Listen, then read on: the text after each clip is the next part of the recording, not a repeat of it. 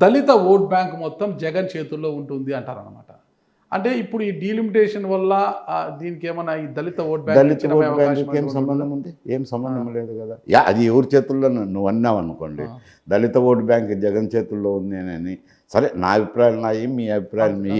కానీ దాని నేను మాట్లాడడం లేదు. దళిత ఓట్ బ్యాంకు దానివల్ల ఈ డీలిమిటేషన్కు సంబంధం ఏమిటి?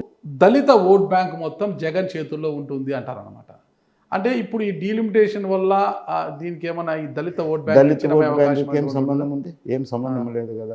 అది ఎవరి చేతుల్లో నువ్వు అన్నావు అనుకోండి, దళిత ఓటు బ్యాంక్ జగన్ చేతుల్లో ఉంది అని. సరే, నా అభిప్రాయాలు నాయి, మీ అభిప్రాయాలు మీ. కానీ దాని నేను మాట్లాడడం లేదు. దళిత ఓట్ బ్యాంకు దానివల్ల ఈ డీలిమిటేషన్కు సంబంధం ఏమిటి?